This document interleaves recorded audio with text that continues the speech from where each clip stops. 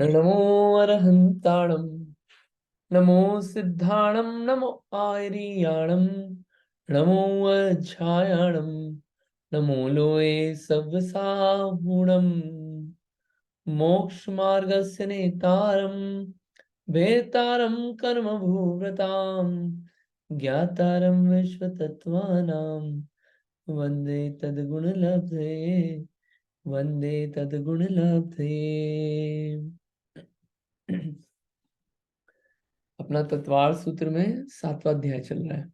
7वें अध्याय में व्रत की बात चल रही है। इन व्रतों में अणुव्रत और महाव्रत होते हैं। देश सर्वतो अणुमहति दूसरा सूत्र। इसमें अणुव्रत और महाव्रत। अणुव्रत में 3 अणुव्रत हमने समझे थे, अहिंसाणुव्रत, सत्याणुव्रत और अचौर्याणुव्रत।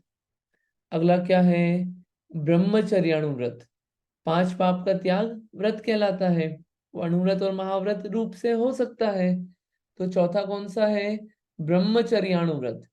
ये ब्रह्मचर्य अणुव्रत क्या होता है, इसको अपन समझेंगे आज। और उसके बाद परिग्रह परिमाणाणुव्रत, ये क्या होता है, इसको समझेंगे। और फिर महाव्रत की कुछ बातें चालू होंगी। तो ऐसा अपना क्रम चलेगा। चलिए अपन समझते हैं ब्रह्मचर्याणुव्रत किसे कहते हैं। चलिए स्टार्ट। हाँ ठीक है।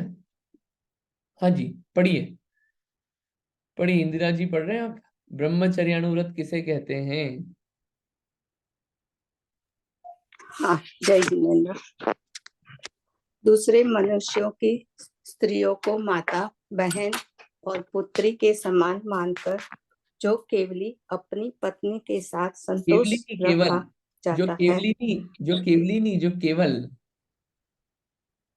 हाँ, सॉरी सॉरी सॉरी। दूसरे मनुष्यों की स्त्रियों को माता, बहन और पुत्री के समान मानकर जो केवल अपनी पत्नी के साथ संतोष रखा जाता है, उसे ब्रह्मचर्याणु व्रत नाम का चौथा अनुव्रत जानना चाहिए। जो पाप के भय से न तो पर स्त्री के प्रति गमन करे और न दूसरों से गमन करावे, वह पर स्त्री त्याग तथा स्वदार संतोष नाम का अनुव्रत है। अष्टमी, चतुर्दशी आदि पर्व के दिनों में स्त्री सेवन और सदैव अनंग क्रीड़ा का त्याग करने वाले जीव को प्रवचन में भगवान ने स्थूल ब्रह्मचारी कहा है। जो स्त्री के शरीर को असुचिमय और दुर्गंधित जानकर उसके रूप लावण्य को भी मन में मोह थोड़ा हाँ मन में मोह को पैदा करने वाला मानता है तथा मन, वचन, काय से पराई स्त्री को माता, बहन और पुत्री के समान समझता है, वह श्रावक स्थूल ब्रह्मचर्य का धारी है। स्व स्त्री संतोष अथवा पर स्त्री से निवृत्ति व किसी के सर्वथा स्त्री के त्याग का नाम ब्रह्मचर्य व्रत है। बढ़िया। ये क्या बात चल रही है? Thank you. ब्रह्मचर्य अणुव्रत। सबसे पहले मिसकॉन्सेप्शन यहाँ हटाते हैं अपन कि क्या ब्रह्मचर्य अणुव्रती शादी कर सकता है? हाँ, पॉसिबल है। आपने शादी कर ली, फिर भी आप ब्रह्मचर्य अणुव्रती हो। अणुव्रती हो, ऐसा नहीं कि शादी हो गई तो अणुव्रत धारण नहीं कर सकते। ब्रह्मचर्य अणुव्रत हो सकता है, उसमें कोई तकलीफ नहीं है। यहाँ पे क्लियर है। यहाँ पे क्या है क्लियर डेफिनेशन में कि मतलब अपनी स्त्री को छोड़ के जितनी भी स्त्रियां हैं उनमें किन की कल्पना रहती है? माता, बहन, पुत्री। बड़ी है तो माता, सेम एज की है तो बहन, और छोटी है तो पुत्री। ये भाव रहता है। ये भाव रहता है जब भी उनको बातचीत वार्तालाप होगी या मिलना होगा। अगर दृष्टि भी जाए तो वो दृष्टि रहती है, केवल वही रहती है। और जितना भी मन, वचन, काय से जितना भी होता है संतोष अपनी स्त्री में रखा जाता है। वो क्या है? वो ब्रह्मचर्य अणुव्रत है कि हम अब उसको नहीं करेंगे। हम बाकी सबसे विरक्त हैं। हमारी स्त्री है, बाकी सबसे हम विरक्त हैं, मन, वचन, काय से पूरी तरीके से। ना वीडियोस में ना फोटोज में किसी भी तरीके से वो भाव पैदा नहीं होगा हमको, जो एक हमारी स्त्री के प्रति होता है भाव। वो क्या है? अणुव्रत। और फिर आगे आता है जो पर स्त्री के प्रति गमन नहीं करता और ना दूसरों से गमन करावे, दूसरे को भी नहीं ऐसा उपदेश देगा कि पर स्त्री के प्रति गमन करे, उनके प्रति आकर्षित हो। ये क्या है? स्वदार संतोष नाम का व्रत। स्वदार, स्वदार यानी कि अपनी स्त्री के प्रति संतोष का व्रत। इसे ब्रह्मचर्य अणुव्रत भी कहते हैं। एक अपेक्षा यहाँ पे, ये रत्नकरण श्रावकाचार्य की बात, वसुनंदी श्रावकाचार्य में आता है कि अष्टमी चौदस के दिनों में भी जो अपनी स्त्री है उसके प्रति भी वो जो भाव रहता है, वो जो क्रियाएं होती हो, उन सब का क्या होता है? त्याग होता है। अष्टमी चौदस पर्व के दिन है इसलिए। और अणुव्रत में क्या है इसमें, कि वहां पे भाव क्या है कि जो शरीर के प्रति आसक्ति रहती है, शरीर क्या है? अशुचि और दुर्गंधित है। दुर्गंधित है शरीर, तो शरीर कैसा है कि इसमें नए नए कपड़े पहना दो, थोड़ी देर बाद क्या होता है? अरे स्मेल आ रही, गंदा हो रहा है। कपड़ा भी धोना पड़ता है। जो मतलब जो चीज इससे टच हो जाए उसको क्या करना पड़ता है? धोना पड़ता है, डिस्कार्ड करना पड़ता है, शरीर से जो टच हो जाए। ठीक है। और दूसरा कि ये तो क्यों ये अशुचि है, ये ऊपर से क्या है? ऊपर से अच्छी पैकेजिंग है इसकी, इसको खोल के रख दिया जाए तो अंदर क्या है? अंदर 7 धातुएं हैं, और 7 धातुएं दिख जाए किसी को तो व्यक्ति कैसे इससे लगाव करेगा शरीर से? ऊपर पैकेजिंग अच्छी है, माल तो अंदर कुछ तो भी भरा हुआ है, पैकेजिंग व्हाइट कलर की हो जाती है या सॉफ्ट हो जाती है तो वो अच्छा लगने लगता है। लेकिन इतना वास्तविक स्वरूप जान के क्या होता है?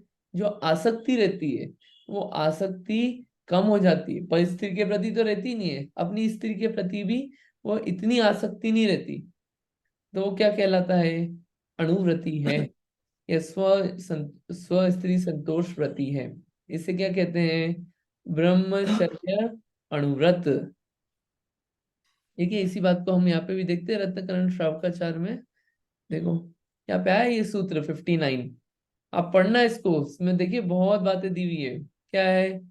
न च परदारान गच्छति, न परान गमयति च पाप भीतर्यत्, सा परदार निवृत्ति स्वदार संतोष नामापि। ब्रह्मचर्य अणुव्रत को और क्या बोलते हैं?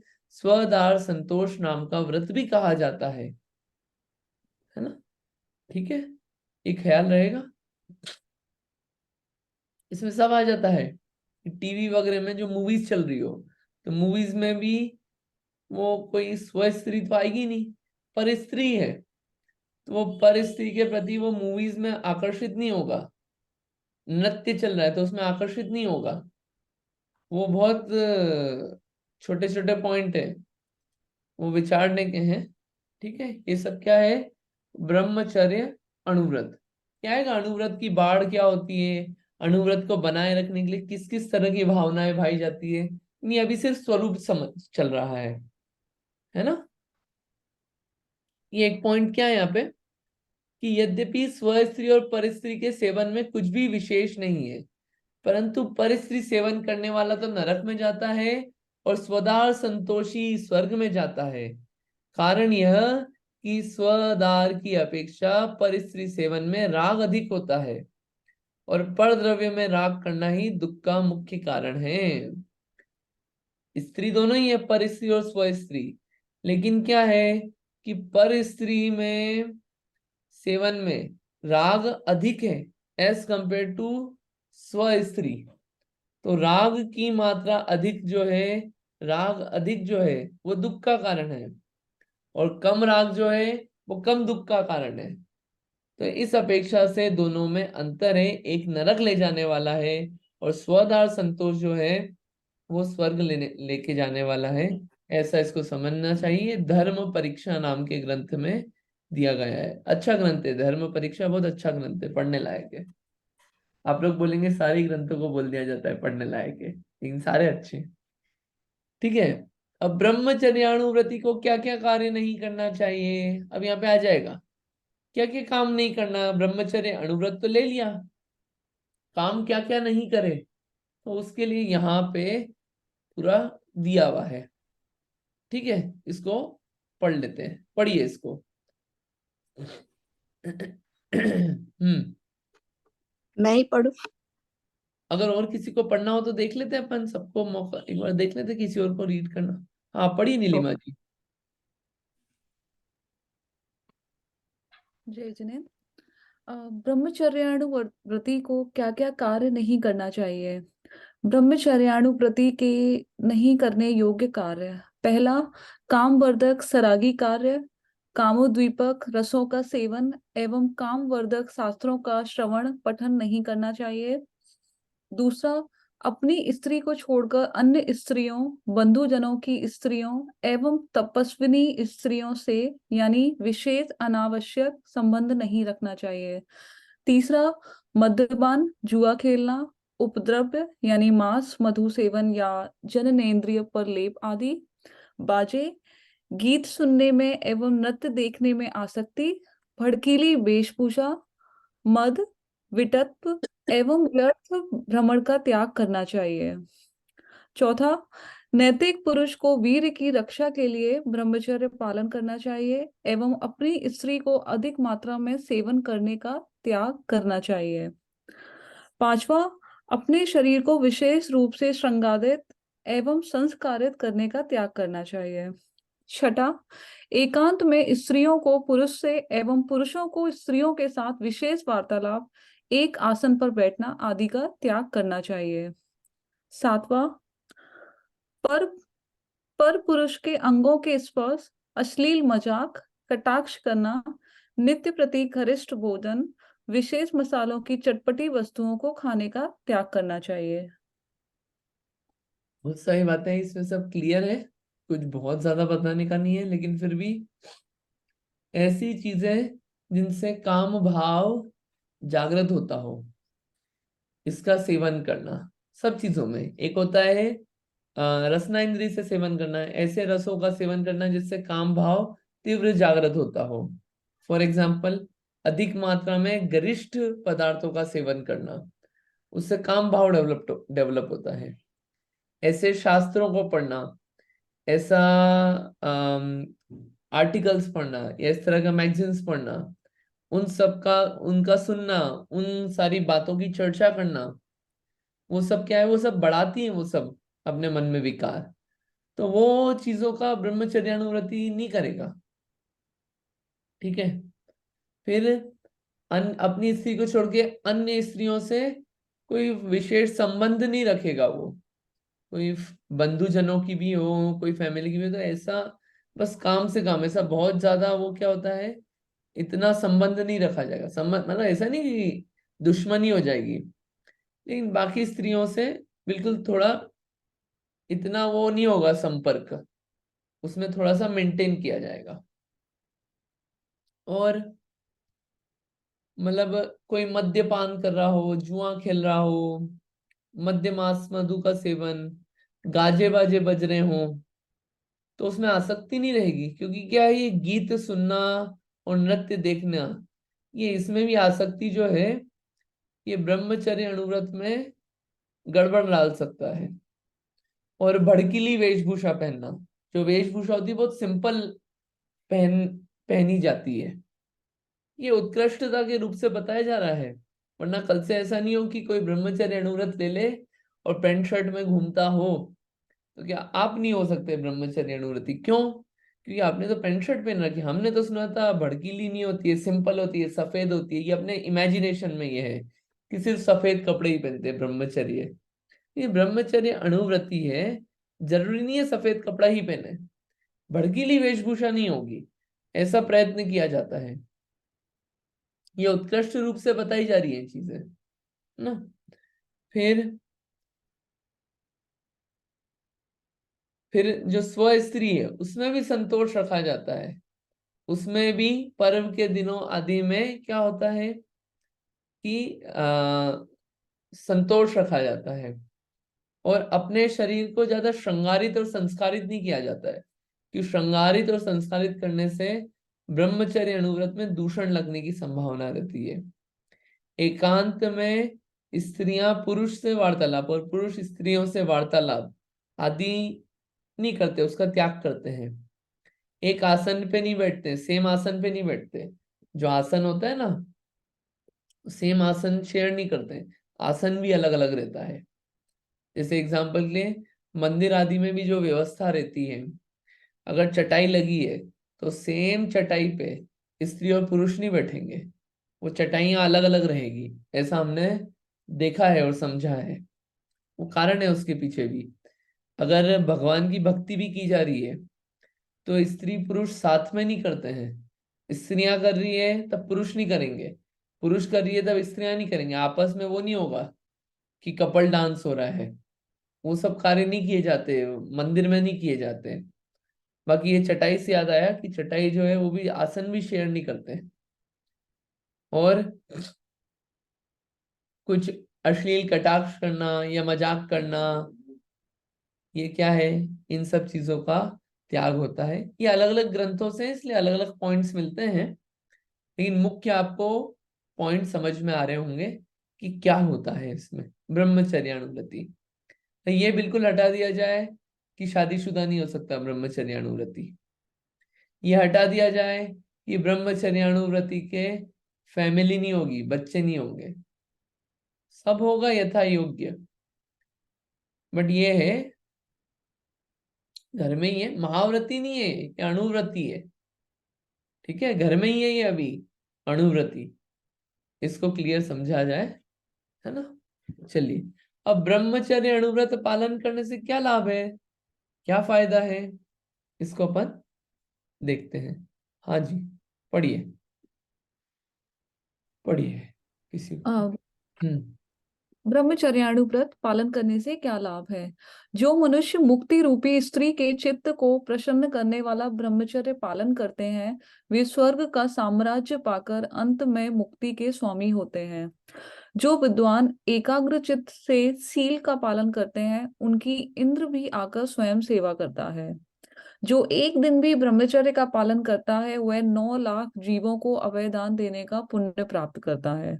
शीलवान पुरुष इस लोक और परलोक में मनुष्य, देव, विद्याधरों के द्वारा पद पद पर पूज्य होता है और अंत में स्वर्ग मोक्ष का स्वामी होता है। इस संसार में जो स्त्रियां सील रूपी आभरण को धारण करती हैं, वे देवों के द्वारा पूजा प्रतिष्ठा पाकर 16वें स्वर्ग में जाकर देव होती हैं। बढ़िया।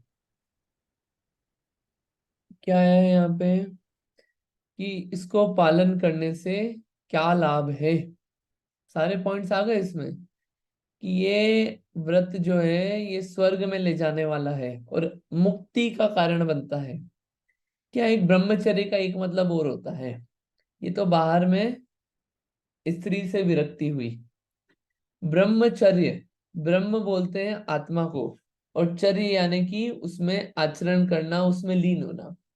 तो आत्मा में लीन होने के लिए जो प्रयत्न किया जाता है वो ब्रह्मचर्य कहलाता है। ठीक है, तो बाहर में जो जितना भी अपन विरक्त हो रहे हैं ये किस लिए है, ये इसलिए है कि आत्मा में लीनता, विरक्तता, आत्मा में लीनता बढ़े, आत्मा की तरफ ध्यान जाए। अभी तक पर का ध्यान चलता था, अंदर में ध्यान नहीं चलता था। तो वो आत्मा की तरफ थोड़ा उपयोग जाए, एकाग्र चित्त हो आत्मा की तरफ उपयोग। इसके लिए क्या करा कि ब्रह्मचर्य आदि का पालन किया जाता है। बाहर में कार्य होते हैं, ये आपको व्रत पहले दिन ही बताया था। व्रत एक होता है बाहर में पाप का संकल्प पूर्वक त्याग, और अंतरंग में कषाय घटती है और वीतरागता बढ़ती है। ये व्रतों का पालन करने का लाभ है। अगर एक दिन भी ब्रह्मचर्य का पालन किया, 9 लाख जीवों को अभयदान दिया। क्योंकि क्या है, अब्रह्म सेवन से अनंत जीव, मतलब अनंत जीव, यहाँ पे 9 लाख लिखा है, इन बहुत सारे जीव होते हैं, पंचेंद्रीय जीव होते हैं जिनका घात होता है। दूसरे अध्याय में आया था कि स्त्रियों के शरीर पे भी पाए जाते हैं, वो शरीर का रूप ही आकृति ऐसी है, तो वो अब्रह्म सेवन से क्या होता है, उन जीवों का घात होता है। तो अगर जिस दिन भी ब्रह्मचर्य का पालन किया जा रहा है, उस दिन जीवों को अभय दान मिलता है, इतने जीवों को। अगेन ये सब गृहस्थ हैं, फैमिली भी है, ठीक है, सब चीजें हो रही है। ये महाव्रत नहीं है, महाव्रत और अणुव्रत को मिक्स नहीं किया जाए, ठीक है। सारे ब्रह्मचर्याणुव्रती सिंगल ही रहते हो, ऐसा भी कोई रूल नहीं है। अब घर में हो, परिवार में हो, लेकिन आपने ब्रह्मचर्य अणुव्रत लिया है, वेरी मच पॉसिबल। जरूरी नहीं है कि आपने जीवन भर शादी नहीं करी तो ही आप ब्रह्मचर्य अणुव्रती बन सकते हो। शादी करने के बावजूद भी ब्रह्मचर्य अणुव्रती पॉसिबल है। फैमिली है पूरी, घर परिवार है, बच्चे भी हैं, तो भी ब्रह्मचर्य अणुव्रत पॉसिबल है, ठीक है। स्वरूप समझने की इसमें बात है, ठीक है। और जो इस अणुव्रत का धारी होता है वो देवों से भी पूज्य है, ठीक है। मतलब इसके बहुत फायदे हैं, ऐसा यहाँ पे बताया गया है। ये प्रश्न उत्तर श्रावकाचार है, उसमें से हमको ये बात मिलती है, ठीक। ये ब्रह्मचर्य अणुव्रत के बारे में थोड़ी बहुत बात क्लियर हुई होगी। इसका ये जो अध्याय है, तीसरा अध्याय, इसमें आप और पढ़ना विशेष रूप से। और छठे अध्याय में भी बहुत सारी बातें आई है। ये जो छठा अध्याय है, इसमें 5 अणुव्रतों के बारे में बहुत अच्छे से आया है। ये देखिए, ये एक एक बात इतनी क्लियर दी है छठे अध्याय में भी, कि ब्रह्मचर्य अणुव्रत, परिग्रह, सब बिल्कुल एकदम बहुत अच्छे से क्लियर दिया गया है। इसको हमको देखना चाहिए, ठीक है। चलिए आगे देखते हैं। परिग्रह परिमाणानुव्रत, 4 पाप हो गए, उनका त्याग। 5वां, परिग्रह का परिमाण कर लिया, यही अणुव्रत हो गया। परिग्रह किसे कहते हैं? परिग्रह किसे कहते हैं, हाँ ये क्वेश्चन है, फिर आगे बात करेंगे। परिग्रह किसे कहते हैं, बोलिए।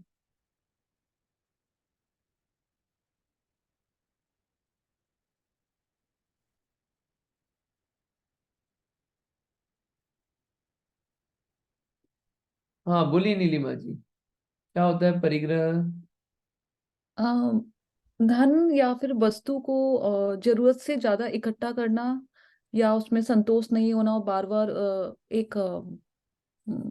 बार बार आशा होना कि मेरे पास और धन आए और वस्तु आए। बढ़िया, सही है। ये क्या है? मूर्छा ही परिग्रह है। मूर्छा को क्या कहा गया है? परिग्रह, है ना। तो ये जो मूर्छा परिग्रह है, यानी अधिक वस्तुओं का संचय करना, इकट्ठा करना, ये सब क्या है? परिग्रह। उनके प्रति ममत्व का परिणाम, ये सब क्या है? परिग्रह। और एक लाइन हमेशा ध्यान रखना चाहिए, कौन सी? परिग्रह चिंता दुख ही मानो। परिग्रह चिंता दुख ही मानो। पहले अपन देखते हैं कि परिग्रह परिमाणानुव्रत किसे कहते हैं, फिर बात करते हैं इस पे परिग्रह का परिमाण करने से क्या लाभ है, इसको देखते हैं फिर अपन। ये 2 प्रश्न पढ़ते हैं। हाँ जी, किसको पढ़ना है आप में से? 18 और 19। किसी को पढ़ना है तो आप बताइए कि परिग्रह का परिमाण क्यों करना। हाँ जी, पढ़िए अर्चना जी। जय जिनेन्द्र। सो परिग्रह परिग्रह परिमाण व्रत धारण करने से क्या लाभ है? इस परिग्रह का परिमाण करने से गृहस्थों को लोभ नष्ट हो जाता। यही पढ़ना है ना? नहीं नहीं, ये नहीं, ऊपर पहले वाला पढ़ना, पहले ऊपर किसे वाला। कहते हैं पहला, लाभ अपन बाद में देखेंगे, पहले किसे कहते अच्छा हैं ये देखिए। हाँ, तो परिग्रह परमाणु व्रत किसे कहते हैं पहले ये समझेंगे, ठीक है। धन धान्य आदि 10 प्रकार के परिग्रह को परिमित अर्थात उसका परिमाण करके कि कितना रखेंगे, उससे अधिक में निष्प्रह मतलब इच्छा नहीं रखना, सो परिग्रह परमाणु व्रत है। तथा यही इच्छा परमाण वाला व्रत भी कहा जाता है। और ये रत्नकरण शावकाचार्य का 61 में लिया गया है। तो घर, स्वर्ण, भूमि, धान्य, गाय और सेवक आदि वस्तुओं का जो प्रमाण निर्धारण पूर्वक ग्रहण किया जाता है उसे परिग्रह परिमाण नाम का 5वां अणुव्रत कहते हैं। ये कौन सा ग्रंथ है? ये ये कौन सा देखना ग्रंथ है? पड़ेगा, ये देखना पड़ेगा, नाम मैं भी भूल गया, देख के बताता हाँ, हूँ। अच्छा। जो लोभ कषाय को कम करके संतोष रूपी रसायन से संतुष्ट होता हुआ सबको विनश्वर जानकर दुष्ट तृष्णा का घात करता है और अपनी आवश्यकता को जानकर धन धान्य स्वर्ण आदि का परिमाण करता है, उसका 5वां अणुव्रत होता है। बढ़िया। ये सुभाषित रत्न संदोह है। सुभाषित अच्छा, रत्न संदोह, ये आचार्य अमित गति स्वामी द्वारा लिखा गया है। अरे वाह। ठीक है। तो तो इसका दूसरा प्रश्न हाँ पढ़ना जी, है? नहीं एक मिनट, ये इतना पढ़ लिया ना तीनों। एक हाँ हाँ, मिनट। पढ़ लिया। ठीक है, परिग्रह सबसे पहले कितने होते हैं? परिग्रह को वैसे तो बहुत सारे परिग्रह हैं, इन परिग्रहों को दो कैटेगरी में डिवाइड किया। एक है अंतरंग और एक है बहिरंग परिग्रह, है ना। टोटल मिला के कितने होते हैं? 24। 10 प्रकार के बहिरंग और 14 प्रकार के अंतरंग परिग्रह। किसी को नाम ख्याल है 24 परिग्रह के? आता है ना लाइन, परिग्रह 24 भे, लाइन आती है 10 लक्षण के इसमें। अभी चल ही रहा है 10 लक्षण व्रत, 10 लक्षण व्रत चल रहे हैं अभी, आप लोग पूजा कर रहे होंगे, उसमें आती है लाइन, परिग्रह 24 भे त्याग करे मुनिराज जी। 24 नाम के, 24 भेदों के नाम पता है किसी को? 24 प्रकार के परिग्रह के नहीं ख्याल है किसी को भी? आप याद करना इसको, मैं क्वेश्चन लिख दूंगा ग्रुप पे, आप भले ही गूगल करना, कोई सा ग्रंथ खोलना, इसको ढूंढ के इसका जवाब आप लिखना। याद होना चाहिए, पता होना चाहिए, कि पता चले ये नहीं पता परिग्रह होता क्या क्या है, प्रमाण किसका करें। तो इन जनरल अपने को पता है परिग्रह, ये सब आइडिया होगा आपको, लेकिन नाम पता होना चाहिए। ये लिखा है ना धन धान्य आदि 10 प्रकार के, 10 प्रकार के कौन से हैं? बहिरंग परिग्रह पता होना चाहिए। इनमें क्या करना, इनका प्रमाण रखना, प्रमाण करना कि इससे ज्यादा नहीं रखेंगे। वो प्रमाण भी जो हो वो व्यवस्थित हो, वरना कोई व्यक्ति ऐसा चले कि ना जॉब है ना कुछ है, और प्रमाण किस चीज का किया, कि मैं तो 50 BMW, 50 टेस्ला और 50 बंगले से ज्यादा नहीं रखूंगा, और मैं 50 कंट्रीज से ज्यादा जगह अपना सामान नहीं रखूंगा। अरे भैया प्रैक्टिकल बातें करो, खाने की चीजें है नहीं, और प्रमाण ये कर रहे हो कि मैं तो जितना 2.5 द्वीप में वस्तुएं होती है इससे ज्यादा नहीं रखूंगा। बहुत प्रैक्टिकल किया जाता है कि वास्तव में त्याग करना है ना, तो कुछ सीमा उसकी व्यवस्थित बांधी जाए। पता चले उतना कमा नहीं सकता, शक्ति है नहीं, और त्याग उस वो ऐसी ब्रॉड रेंज कर ली। ठीक है, ब्रॉड कर सकते हैं, लेकिन थोड़ी तो व्यवस्थित हो।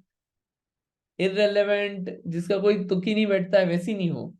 हाँ, त्याग हो अपना कि चलो हमारे पास अभी है कितना, कि मान लीजिए फॉर एग्जाम्पल $1 million है, अपन ने एस्टिमेट लगाया कि लाइफ टाइम के लिए अपने को कितना चाहिए। ठीक है, मान लीजिए जॉब नहीं करते हैं अपन, लाइफ टाइम के लिए कितना चाहिए, इस पे इंटरेस्ट भी आता है, वो सब अपन ने कैलकुलेशंस करे, उसका अंदाजा लगा कि इतना कर लिया कि हम कैश में इतना रखेंगे, ज्वेलरी में इतना रखेंगे, कपड़े हम 50 रखते थे तो क्या हो गया, 50 नहीं रखेंगे, अब हम क्या करेंगे 10 जोड़ी कपड़े ही रखेंगे। ये प्रमाण हो सकता है ना। क्यों, होता क्या है सबसे ज्यादा प्रॉब्लम, ये सबसे ज्यादा समस्या है। घर भले ही 5 कमरे का बन जाए, पूरा बंगला बन जाए, लेकिन क्या, छोटा पड़ता है। क्यों? सामान इतना सारा इकट्ठा करते हैं। अगर गैरेज देखो तो गैरेज भरा हुआ रहता है, गैरेज था कार रखने के लिए, लेकिन गैरेज में क्या रखा रहता है, सामान रखा रहता है। क्यों? सामान इकट्ठा करने की आदत इतनी है, गैरेज गैरेज नहीं रहता है।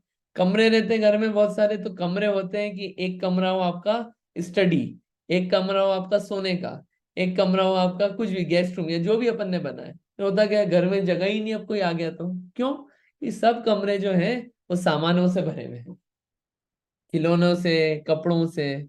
अलमारी में खोलो तो अलमारी में जगह ही नहीं है। क्यों? हमारी अलमारी छोटी पड़ती है। क्यों? क्योंकि उसमें इतने सारे कपड़े हैं और खोलते हुए भी अरे यार हमारे पास तो कुछ कपड़े ही नहीं, क्या पहने। ये चलता है, मतलब खुद को ही नहीं पता रहता कि हमारे पास क्या क्या रखा हुआ है। कई बार तो ऐसा होता है, अरे मेरे पास ये ड्रेस भी है, ओ मेरे पास ये कपड़े भी हैं, अरे ये तो पता ही नहीं था। कैसे पता होगा, इतना सारा इकट्ठा किया हुआ है कि हो सकता है पहनने की फुर्सत नहीं मिली इतना सब। तो वो उसका कोई परिमाण ही नहीं होता है, इकट्ठा करे जा रहे हैं। उसका साइड इफेक्ट्स क्या होते हैं इकट्ठा करने के? एक तो जो आपका 2 बेडरूम में काम हो सकता है उसके लिए 6 बेडरूम लग जाते हैं, 5 बेडरूम लग जाते हैं। दूसरा, उसको संभालो। तीसरा, वो सब इकट्ठा करने के लिए कमाने में लगे रहो, और कमाने में लगे रहो तो जॉब के टाइम अपन लंबे लंबे करते जाते हैं। ये जॉब है भैया, बहुत काम करना पड़ता है। क्यों? क्यों? परिग्रह इकट्ठा करना है ना बहुत सारा, जितना जरूरत है उससे ज्यादा इकट्ठा करना है हमको। तो लगे हैं काम करने में, और ऐसा काम करने में लगे हैं क्या कि ना सुबह खाने की फुर्सत, भोजन होता है हमारा एक दिन पुराना बना हुआ, हम ताजा भोजन तो करते ही नहीं। क्यों? बनाने की फुर्सत नहीं है। बच्चे हैं तो बच्चों को भी बासी भोजन खिलाते हैं, या ज्यादा होता है तो एक मेड को बुला लिया, वो हफ्ते भर का खाना बना जाती है। या फिर और क्या होता है, बाजार से ले आते हैं, या रात को बना के खा लेते हैं। मतलब कुछ है ही नहीं, सब चल रहा है, पुण्य का उदय है तो पुण्य के उदय में मजे चल रहे हैं अभी तो। और क्या करा जा रहा है, पाप बांधा जा रहा है। फुर्सत ही नहीं है। मंदिर जाने का पूछो तो अरे टाइम ही नहीं मिलता, वो क्या है ऑफिस जाना रहता है ना, टाइम ही नहीं है। हम तो वीकेंड वाले लोग हैं, हम तो वीकेंड पे मंदिर जाते हैं सिर्फ। भोजन तो वीकेंड पे कोई नहीं करता, भोजन करने की फुर्सत है, ऑफिस जाने की फुर्सत है, ऑफिस दूर हो तो भी फुर्सत है, मंदिर दूर लगता है। तो वो सब चीजें, कितनी सारी प्रॉब्लम्स आती है इसके साथ। जो काम अपना एक दूसरी चीज, लाइक सिंपल फोन में काम हो सकता था तो क्या चाहिए, आईफोन ही चाहिए। सिंपल कार में काम हो सकता था तो क्या चाहिए, टेस्ला ही चाहिए। मतलब वो कितना कितना है। क्यों? क्यों? कंपटीशन चलती है ना आसपास के लोगों से, कंपटीशन चलती है अपने सर्कल में। क्यों? क्या है, परिग्रह क्यों इकट्ठा होता है? क्योंकि क्या है, पर वस्तु को अपना माना, और पर वस्तु से ही अपने आप को छोटा बड़ा माना, कि ये वस्तुओं से ही मैं छोटा बड़ा होता हूँ। मेरी वैल्यू कितनी है, इन वस्तुओं जितनी है, मेरी इससे ज्यादा कोई वैल्यू नहीं है। ये वस्तुएं जैसी होगी वैसी मेरी वैल्यू है। अपने आत्मिक गुणों, अपने मनुष्यत्व गुणों, इनसे अपनी वैल्यू नहीं करी। तो क्या होता है, इकट्ठा होता है धमाधम धमाधम धमाधम, उसके साइड इफेक्ट्स इतने सारे मिलते हैं। किसी चीज की फुर्सत नहीं है, सांस लेने की भी फुर्सत नहीं है, खाने की फुर्सत नहीं है। तो मतलब हमारे तो कुछ फ्रेंड्स थे, इतना काम करते हैं, मतलब 3-3 जॉब। क्यों कर रहे हैं बस 3-3 जॉब? भोजन पूछो तो यार खाना तो अभी 3 बजे तक तो होता ही नहीं हमारा सुबह तक। ये खाना खाते तो रोज बाहर से ऑर्डर कर लेते हैं, ऑर्डर होते हैं सब जगह, डोर डैश वगैरह, यहाँ पे जोमेटो स्विगी वगैरह हो जाएगा, कुछ ना कुछ होता रहता है। और खाना खाएंगे तो वो बाजार की रोटियां खाएंगे, कब बनी होगी, कितने कीड़े मरे होंगे उसमें। बाजार में बिजनेस है, वो सस्ता काम होएगा, कोई अहिंसात्मक नहीं होगा, और खाने की फुर्सत नहीं अच्छे से। तो वो मतलब किसके लिए कर रहे हैं ये सब? और मेन तो चीज ये है कि इसी में लगे रह गए, परिग्रह परिग्रह परिग्रह में। तो खुद की तरफ कब ध्यान जाएगा, जीवन तो चला जाएगा।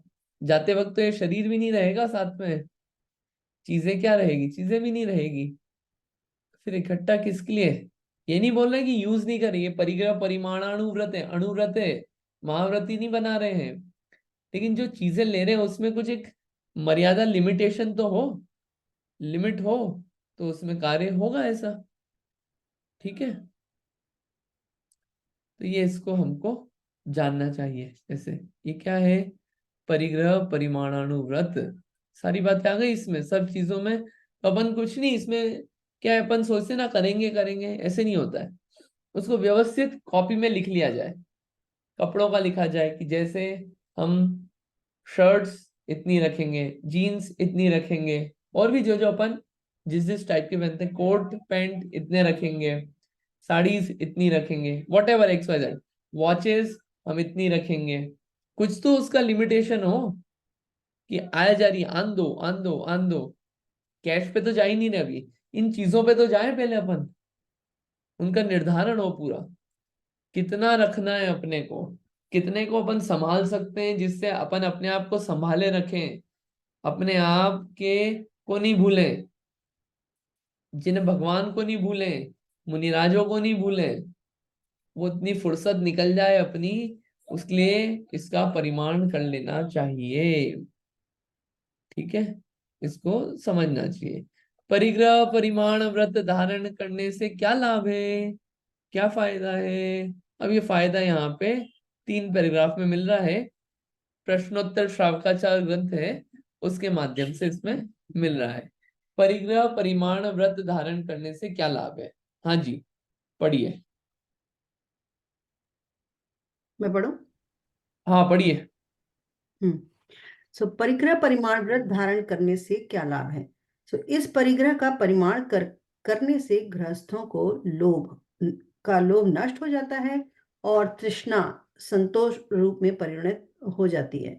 संतोष से धर्म होता है और धर्म से स्वर्ग की प्राप्ति होती है और स्वर्ग प्राप्ति से सुख मिलता है। इसीलिए सुख की इच्छाओं को यह लोभ दूर से ही छोड़ देना चाहिए।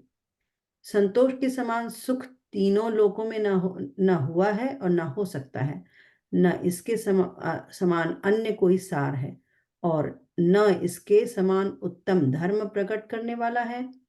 सो संतोष रूपी आसन पर बैठा हुआ मनुष्य जो जो पदार्थ चाहता है वह चाहे 3 लोकों में कहीं भी क्यों न हो उसे उस समय मिल जाता है।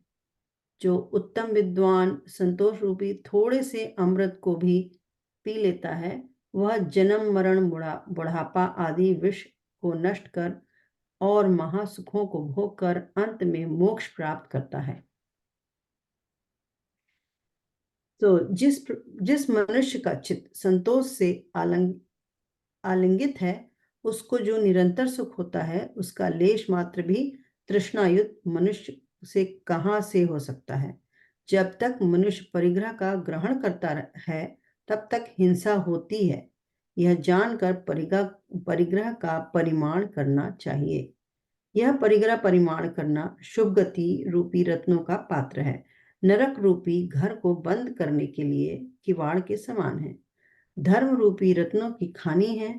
अशुभ रूप वृक्षों को उखाड़ने के लिए वायु के समान है। लोभ रूपी हाथी को मारने के लिए सिंह है। जो बुद्धिमान इस परिग्रह परिमाण व्रत को धारण करता है वह देवों के द्वारा आदर सत्कार प्राप्त कर अनुक्रम से स्वर्ग मोक्ष के सुख प्राप्त करता है।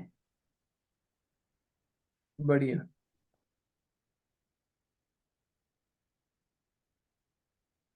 क्या क्या इसमें सारे फायदे मिल गए? परिग्रह परिमाण व्रत धारण करने के फायदे क्या क्या हैं? लोभ की कमी होती है, और लोभ की कमी क्यों करना? लोभ पाप को बाप बखानो। जितने भी पाप होते हैं वो सब लोभ के कारण ही होते हैं। लोभ उसमें मेन कॉज है, रीजन है। उससे बड़ा मेन कारण है मिथ्यात्व। लोभ पाप का बाप, मिथ्यात्व दादाजी। तो लोभ है जो वो सारे पाप का कारण है। और संतोष, परिग्रह परिमाण में क्या होगा? एक संतोष होगा कि जो चीज है उसमें हम कितना अच्छा मैनेज कर सकते हैं चीजों को। वरना तो चीजें आती है फिर भी ऐसा लगता है कुछ है ही नहीं, पर्याप्त ही नहीं है कुछ भी। जो प्राप्त है उसमें पर्याप्त पना फील नहीं होता है, जो प्राप्त है उसमें लगता है ये अपर्याप्त है। और फिर उन्हीं के इकट्ठे करने में पूरा मन, दिमाग, समय, जीवन उसी में जाता है।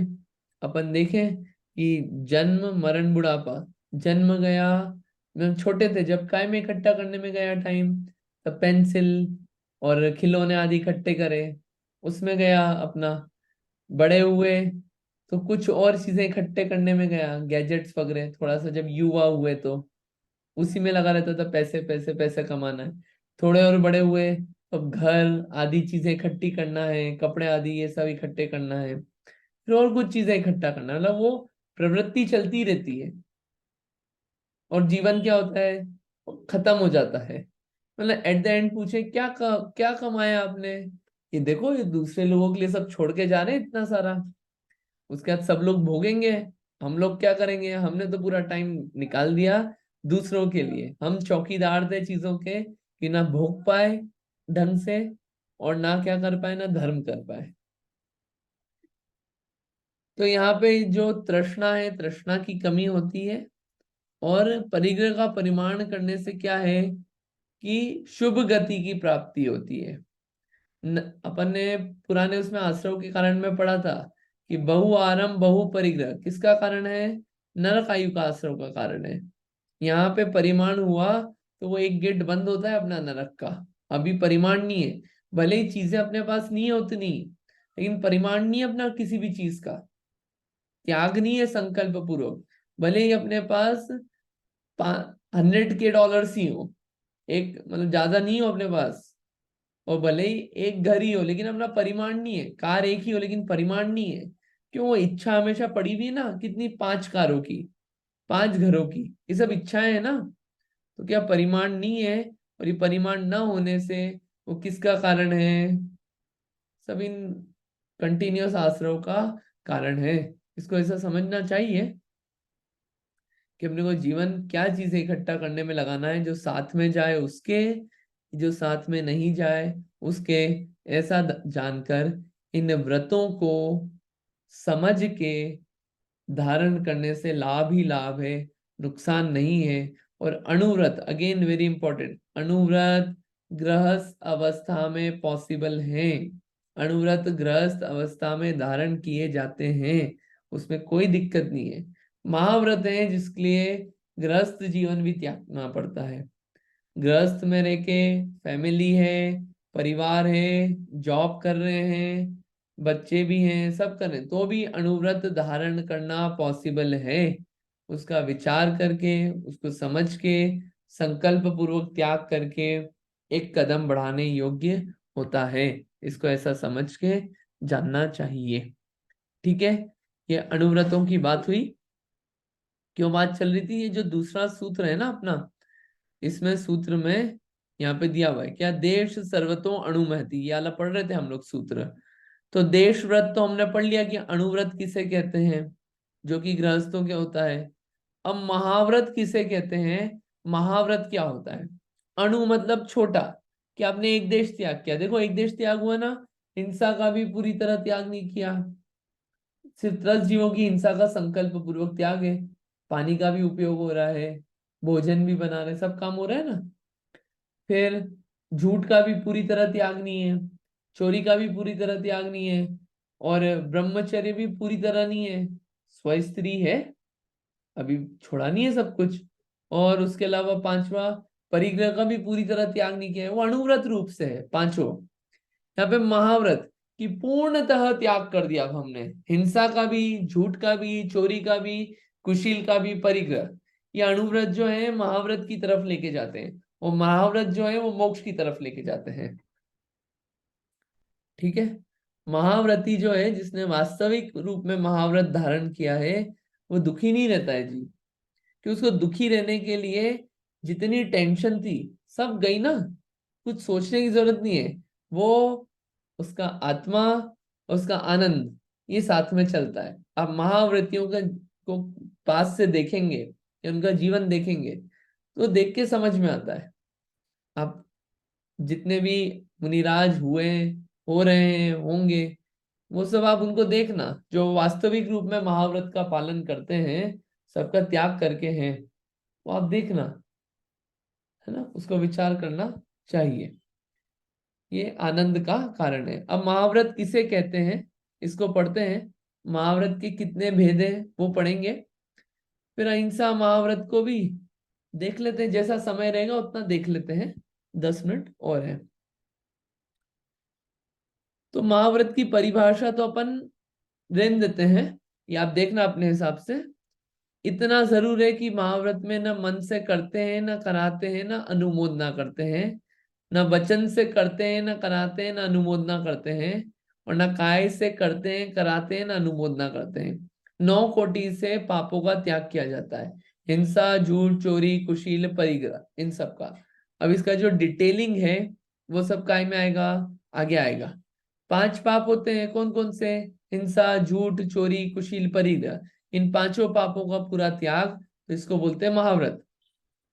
अहिंसा महाव्रत, सत्य महाव्रत, अचौर्य महाव्रत, ब्रह्मचर्य महाव्रत और परिग्रह त्याग महाव्रत। यहाँ पे परिमाण नहीं हो रहा है, परिग्रह का त्याग किया जा रहा है, ऊपर परिमाण किया था। ठीक, क्लियर है इतना? अब ये अहिंसा महाव्रत किसे कहते हैं, इसको अपन देखते हैं। अब देखिए, ये इसी में आपको पहले श्रावकाचार चल रहा था, अब ये मुनियों का आचार, मूलाचार आदि जो है उसकी भी बातें आपको सब मिल जाती है। ये जो तत्वार सूत्र ग्रंथ है, इसमें बहुत सारी बातें हैं, कम सूत्रों में इतनी सारी बातें कह दी आचार्य उमा स्वामी जी ने। तो यहाँ पे देखते हैं, ठीक है। अहिंसा महाव्रत किसे कहते हैं, पढ़िए। हाँ जी, किसको रीड करना है? हाँ जी, पढ़िए पल्लवी भाभी। नहीं जी नहीं। अहिंसा महाव्रत इसे कहते हैं जिसमें मन वचन काय से त्रस्त और स्थावर जीवों का घात स्वप्न में भी न हो उसे महाव्रत कहते हैं। काय, इंद्रिय, गुणस्थान, मार्गणा, कुल, आयु और योनि, इसमें सभी जीवों को जान करके कायोत्सर्ग आदि में हिंसा आदि का त्याग करना अहिंसा महाव्रत कहते हैं। जो द्रव्य प्राण और भाव प्राण को धारण करने में समर्थ है वे जीव कहलाते हैं। स्थान शब्द से कायोत्सर्ग से यह खड़े होना, ठहराना, यह अर्थ विवशित है। और शब्द से आसान, शयन, गमन, भोजन, शरीर का उद्वर्तन, संकोचन, प्रसारण आदि क्रिया विशेषों में जीवों के प्राणों का व्यापारोपण, वियोग करना हिंसा आदि है। और इस हिंसा आदि का वर्णन करना, वध, परिताप, मर्दन आदि का परिहार करना अहिंसा है।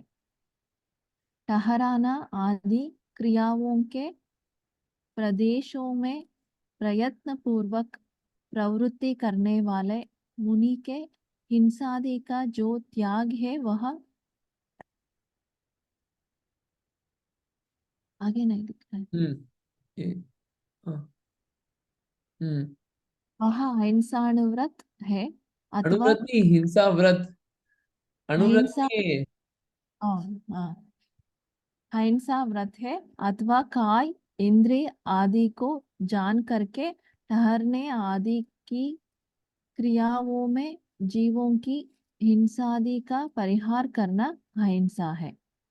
षट काय के जीवों की मन वचन काय से पूर्ण रक्षा करना सो पहला अहिंसा महाव्रत है।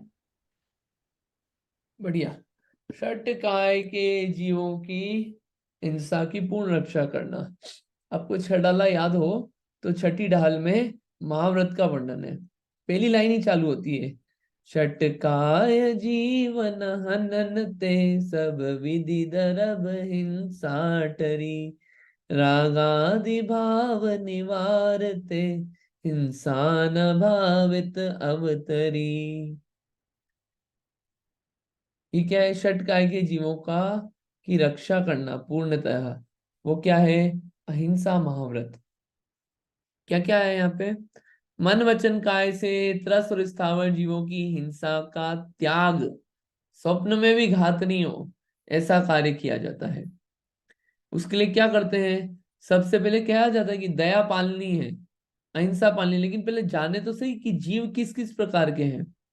तो जीवों को काय से, इंद्रियों से, कुल से, उनकी आयु, उनकी योनि, उत्पत्ति स्थान, अनेक अनेक प्रकार से जाना पहले जीवों को कि कैसे कैसे जीव है, कहाँ कहाँ हैं, जीव स्थान जाने, है ना। जीव स्थान जाने के लिए गोमटसार जीव कांड, यहाँ पे आपको सारे मिलेंगे कि किस किस प्रकार काय के जीव रहते हैं, कैसे कैसे जीव हैं, कैसे कैसे जन्म वाले जीव कहाँ कहाँ पाए जाते हैं, किस किस प्रकार से जीवों की उत्पत्ति होती है, ये सब बातें आपको मिलेगी। इन एंगलों से अपन देखेंगे तो, गुणस्थान, मार्गणा और इन सब से देखेंगे तो जान करके हिंसा का त्याग करना, वो क्या है? अहिंसा महाव्रत। ठीक है।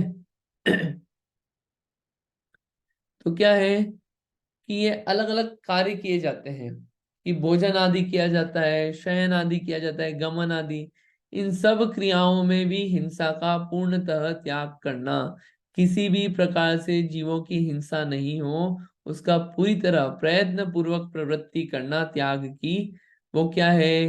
हिंसा का त्याग है। 6 काय के जीव कौन से होते हैं? यहाँ पे लिखा है ना, 6 काय के जीवों की हिंसा का त्याग। 6 काय के जीव कौन से होते हैं? कोई बता सकता है आप में से? 6 काय के जीव क्या होते हैं, कौन से होते हैं?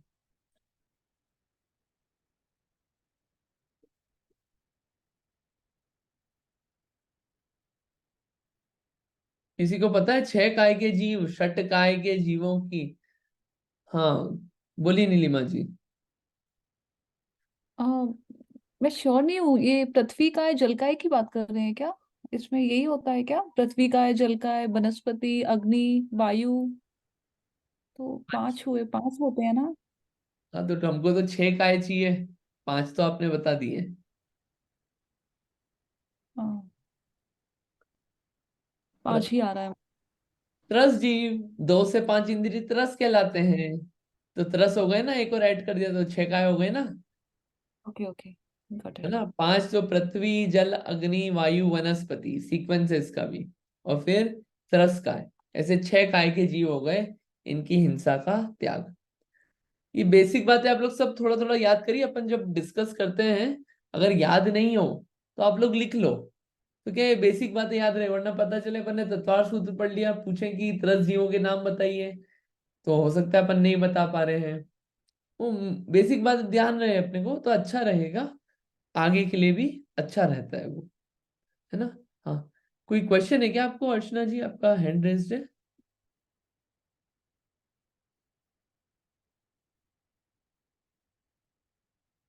ठीक है। अब आगे क्या आने वाला है कि आपने अहिंसा महाव्रत धारण तो कर लिया, लेकिन अब हमको ऐसे बताओ कि अहिंसा महाव्रती हैं तो क्या क्या कार्य नहीं कर सकते? और अहिंसा, सॉरी, हाँ बोलिए। मेरा म्यूटेड था। सॉरी, मेरा क्वेश्चन ये था कि अभी ऊपर ये आया कि कार्यों जो भी इंद्रियों के द्वारा जो भी हिंसा हो रही है, तो कार्योत्सर्ग आदि में हिंसा, ये क्या है? इसका मतलब नहीं समझ में आ रहा है। कार्योत्सर्ग आदि में ये वाला, हिंसा आदि का करना। ये हाँ लाइन, हाँ हाँ हाँ हाँ। इसमें लिखा है कि काय, इंद्रिय, गुणस्थान, मार्गणा, कुल, आयु और योनि, इनमें सभी जीवों को जान करके कायोत्सर्ग आदि में हिंसा आदि का त्याग करना अहिंसा महाव्रत है। क्या करा? स्टेप 1, कि किस किस काय के जीव होते हैं? 6 काय के जीव होते हैं, जान लिए। पंच इंद्रिय जीव होते हैं, इंद्रियों के एंगल से जान लिया जीवों को। गुणस्थानों के एंगल से जीवों को जान लिया। मार्गणा से जीवों को जान लिया। कुल, आयु, योनि, उत्पत्ति स्थान से जीवों को जान लिया कि ठंडे गर्म में होते हैं, कैसे कैसे प्रकार के होते हैं, सब जान लिया अपन ने। जीवों को जान लिया अच्छे से, ठीक है, कि जीव कहाँ कहाँ कैसे कैसे हैं। अब जान करके क्या करें? कि कायोत्सर्ग किया। कायोत्सर्ग में क्या किया? कि हिंसा का हमने अब पूर्णतः त्याग कर दिया। जानने के बाद ये कायोत्सर्ग पूर्वक हिंसा का त्याग कर दिया, पूरा संकल्प पूर्वक हिंसा का त्याग किया, वो अहिंसा महाव्रत है, ऐसा यहाँ पे क्या कहा गया है। 3 चीजें हैं: जाना, हिंसा का त्याग किया, कैसे? कायोत्सर्ग पूर्वक, संकल्प पूर्वक कायोत्सर्ग में, ऐसा इसको हम्म। समझ लेना चाहिए। बहुत अच्छा, बहुत बढ़िया। अभी अहिंसा महाव्रती क्या क्या कार्य नहीं करता है, ये सारी बातें आएंगी, बहुत इंटरेस्टिंग है। सत्य महाव्रती, सब बहुत सारी बातें आने वाली है। ब्रह्मचर्य महाव्रती क्या क्या नहीं करता है, तो ये सब बातें चलने वाली है अपनी, यही सब चलेगा 1-2 और क्लास में आगे तक, फिर आगे अपने सूत्र आगे चलेंगे। ठीक है, अभी का समय हो गया है, एंड करते हैं इसको यहीं पे।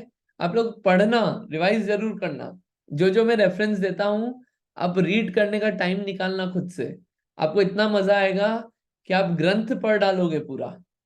ये रत्न ग्रंथ शावकाचार्य का जैसे बोला ना मैंने, अब पढ़ना है इसको, तीसरा अध्याय गजब का है, ठीक है। चलिए जिनवाणी स्तुति करते हैं। जावाणी के ज्ञान से सूझे लो कालो, सोवाणी मस्तक नमो सदा देत मूढ़ो। है जिनवाणी भारती तो ही जपो दिन रैन, जो तेरी शरणा गए सो पावे सुख चैन। जिनवाणी माता की जय। 9 बार मोकार मंत्र।